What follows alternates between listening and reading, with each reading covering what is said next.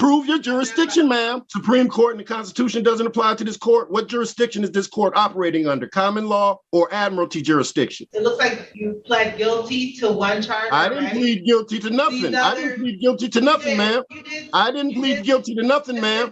A judge was operating. Mr. Durham. You must prove your jurisdiction. It right now. Everything must stop and you must prove your jurisdiction right now. I want a jury of my peers. I'm an American state national, so I get 6 American state nationals as my jury. Oh, so you, okay, I understand now. The bully tactic. Don't nobody want to answer questions.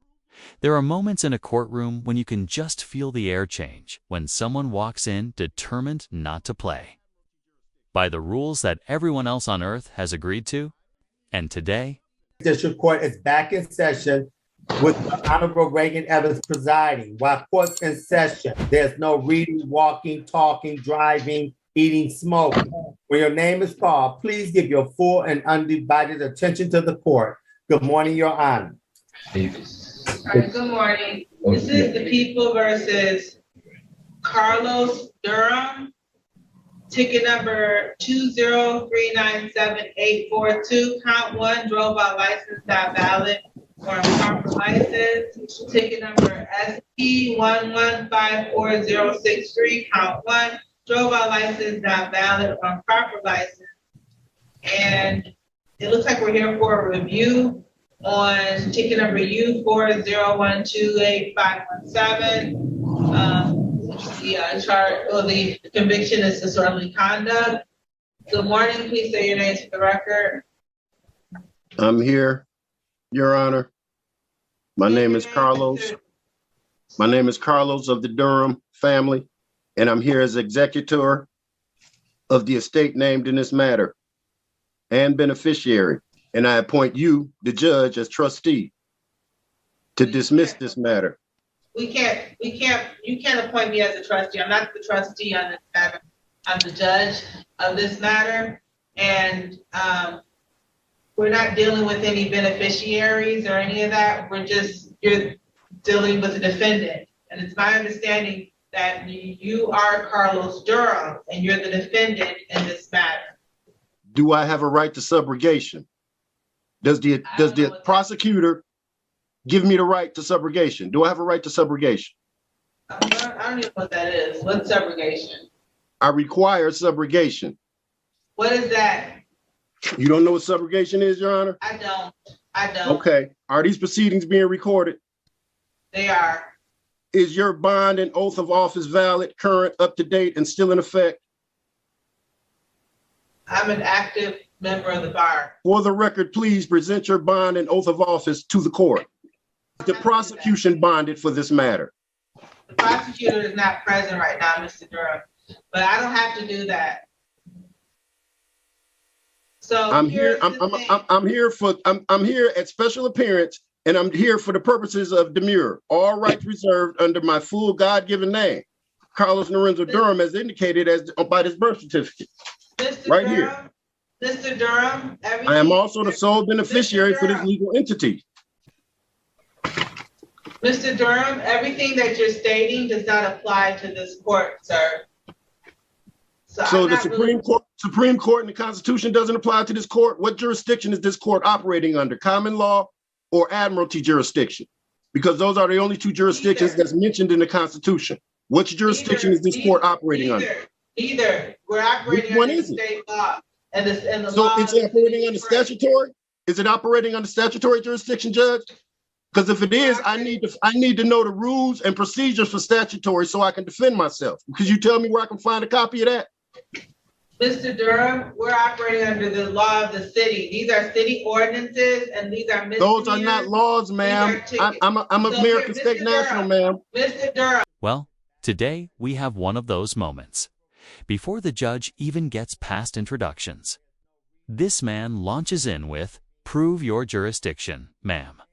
And he says it with the same confidence someone might use. Mr. Durham, these are your options today.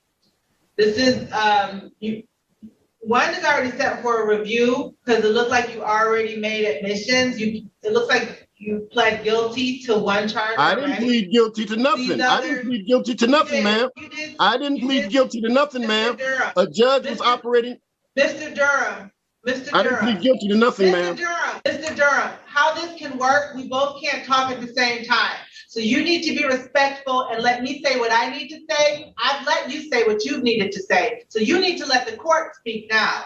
So you've already pled guilty, sir, in 2017.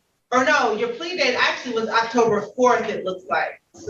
And you were charged with offer to engage the services of another for an act of prostitution. It was amended to disorderly conduct.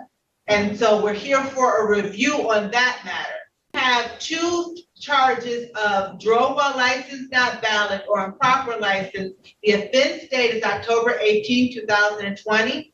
And then there's another drove while license not valid or improper license charge with the offense date of January 14, 2021. Now, today, you can either set these for, they're already set for a pretrial. So you can set this for a trial, which it could be a bench trial, where the court, meaning the judge, myself, would decide if you're guilty or not of these offenses, or you can set it for a jury trial. Those are your options, sir. So my option today is not to challenge jurisdiction, because when jurisdiction is challenged, everything must stop and jurisdiction must be presented. You must prove your jurisdiction. It right now. Everything must stop and you must prove your jurisdiction right now. You're incorrect, sir. I don't have Ma'am, I'm incorrect. Your oath of office says you're supposed to uphold the Constitution and all laws pursuant. The Constitution says I have rights, and you're not giving me, you're violating my rights by not telling me what jurisdiction we're operating under. Prove your jurisdiction, ma'am. I'm not violating your rights, Mr. Durham. Prove your jurisdiction, ma'am. I don't have to prove my jurisdiction. So yes, you do, because jurisdiction, when it asks to be proven, must be proven. If you're exerting authority over me, you must prove your authority. Prove your jurisdiction, ma'am. Mr. Durham, what we'll do is we'll set this for a jury trial. And so I want a jury of my peers. I'm an American state national, so I get 6 American state nationals as my jury. I need the prosecution to send me my right to subrogation and right. When asking for a manager at a fast food window. According to him, the Supreme Court doesn't apply here. The Constitution doesn't apply here. Apparently, nothing applies here except whatever he read on the internet at 2. I need your oath of office and your bonding information so I can make sure you are who you say you are and who you claim to be and what your duties and responsibilities are. All public officials must be bonded. I need all of y'all for full disclosure. Am I getting full disclosure right now, ma'am? I need full disclosure before I can make any decisions. I've told you all that. So no, you did not tell me all that. I need the name and the address of your bonding company and your policy number to make sure your oath of office is current. I need all of that. That doesn't apply here, Mr. Durham. Really now? The law doesn't apply to you. You're above the law is what you're saying. So I'm going to set this for a jury trial, sir. What I'll do is, do you want to retain your own attorney or are you going to represent yourself? Ma'am, I'm only here for the one purpose of subrogation. Nobody has given me nothing what I asked for, but you keep trying to force yourself on me. I'm not forcing anything. You're here for something that doesn't apply to this court, Mr. Durham. If you're here for so why don't you dismiss the case? Because I was not driving, I was traveling, ma'am. As a defendant. You're not here as a No, I'm not here as a defendant, ma'am. Beneficiary. I'm here as a beneficiary, ma'am. You cannot come here and tell me how it's going to work. That is not how it goes. So I need full disclosure. Am I getting full disclosure? Absolutely. Yes or no? Yes. What jurisdiction is this court operating under? Common law or admiralty jurisdiction? Which jurisdiction is this court operating under? Statutory jurisdiction? The jurisdiction of the city of Detroit. Is that statutory? Is that statutory? Because the city of Detroit don't get to overrule the Supreme Court or the Constitution. And it says if it tries to do that, everything you do is null and void. The Constitution overrules the law of the land, and that's what I'm under. In order to be heard by the Supreme Court, Mr. Durham, you have to first go through the district court. And no, ma'am, that's not true. That's not true, ma'am. Agree with it, then you can appeal it. But as of now, I asked to see the lawyer's bond. I asked to see the attorney's bond. I asked to see the contract you have so I can. Do you want to retain your own counsel, Mr. Durham? He's muted. We'll just, yeah, it just looks like that you're supposed to pay the fine of $50. So we'll just have you pay that on the next day, by the next time you come back, which will be January 17th. So you need to pay the $50 by January 17th at 8:35, which is your next court date. And then your jury trial date is February 7th at 1:35. All right, so you are all set, Mr. Durham.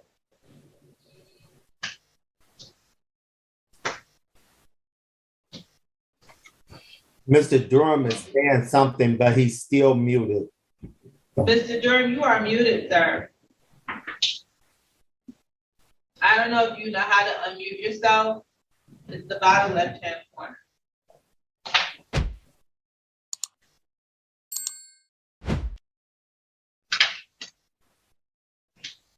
I object to these proceedings. Your objection is noted, Mr. 2 a.m. last night. The judge tries to start the hearing, calm and steady, but he's already off to the races. He wants to know whether the court is operating under common law. So you got your jury trial date, and then you have your pre-trial date, the final pre-trial. Okay, when is the prosecution going to send me all the evidence, including the witness, the damaged property, and the injured party's name? I need to know everybody involved. I need all this information. Of course you do. Mr. Durham, what that is called discovery. And you have to do a request in writing for your discovery. Ma'am, I'm not part of your society. I don't have to follow those rules and regulations because you can't tell me where to find the rules and regulations for statutory jurisdiction. Where can I find a copy of the rules and procedures for statutory jurisdiction? Because that's what you're operating under, statutory law, right? A statutory jurisdiction. Where can I find the rules for that? Can you tell me where I can get a copy? You have your request in writing for discovery, okay, sir? And she should be able to give you the police reports or whatever she has. She can email it to you so that you can prepare for trial. Are you going to give me your oath of office and bonding information? That's including the name, address, and policy number of your bond? Are you going to give me that? I don't even know what all of that is. Your public officials surety bond, just in case you violate my rights. All public officials must be bonded. You don't know what a bond is? No, I don't. I'm gonna write the treasurer, and they're gonna tell me the name of your bonding company. I'm gonna write the treasurer. Myself, so I'm giving. So you're not bonded. So you're not bonded, is what you're saying. I've given you all the information that you need. Okay. This hearing, so you are all set, Mr. Durham. Unless you had other questions, you are all set, sir. Yeah, I do have questions, but you won't answer them. You won't answer none of my questions. Are you operating under a statutory jurisdiction, a common law jurisdiction, or admiralty jurisdiction? This matter is concluded, so you're all set. Oh, so okay, I understand now. The bully tactic. Don't nobody want to answer questions, but they want me to comply with. I don't understand that. How am I supposed to have compelled performance if y'all don't want to answer no question? Law or admiralty jurisdiction. As if he's about to be tried for sinking a pirate ship. Meanwhile, his actual charges are painfully basic, driving without a valid license. And let's call it politely paying someone for a service. Not exactly the stuff of historical constitutional battles, but he's determined. I didn't plead guilty to nothing, ma'am, he repeats, like he's stuck between denial and a motivational speech.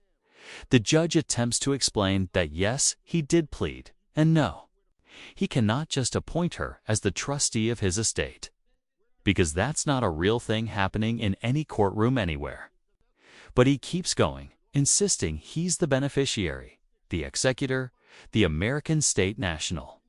And he wants a jury made of 6 other American state nationals, which, if they existed, would probably be very tired by lunchtime. And somewhere in all this chaos, the judge is simply trying to hold a normal hearing. She says they're operating under city law. He says those aren't laws. She says the charges are set for trial. He says the entire justice system must pause until his questions are answered. Every sentence from him is a brand new roadblock. As the hearing continues, he makes it clear he's only here for one purpose: subrogation, a term used mostly in civil insurance cases, not criminal hearings. But in his mind, it's the key to everything. It's like he read one definition and decided it was the courtroom version of a magic word. The judge tries again to steer the hearing back on track, but he interrupts every few seconds. Prove your jurisdiction, ma'am. Show me your bond. I need full disclosure. He wants the judge's oath, her bonding company's address, the policy number, everything short of her grocery list. Meanwhile, she calmly explains none of that applies in this setting, but he's not buying it. In his world, the judge, the prosecutor, and probably the ceiling tiles are all violating his rights. The court sets a jury trial. He says he needs 6 American state nationals. The court explains how discovery works. He says he's not part of society and doesn't follow those rules. The judge tells him the next dates. He objects to the entire universe. And at some point, he gets muted, which frankly might be the most peaceful moment of the entire hearing, and through all of it. The judge remains surprisingly patient, maybe too patient. Because, let's be honest, there were at least 3 moments where she could have hit the mute button earlier or even warned him about contempt. But over Zoom, things get complicated. You're basically refereeing from behind a screen, hoping the system doesn't freeze in the middle of a legal meltdown by the end. He's still pushing, still demanding to know what jurisdiction the court operates under, still insisting he's the beneficiary of something, still claiming the Constitution is the only law he'll recognize. And as the judge concludes the hearing, he's left talking into the void, trying to argue with a proceeding that has already ended. And that's the part that sticks with you. The sheer confidence behind every incorrect statement. It's almost astonishing. This is a man who sees traffic laws as oppression and basic procedures as personal attacks. Yet he strides forward like he's cracked the Da Vinci Code of the justice system. So now I want to hear from you. How do you think the judge handled it? Did she keep her cool just right, or should she have gone harder and tightened the reins? Because if anything deserves a firmer hand, it's a man trying to debate the Constitution while sitting in his kitchen on Zoom.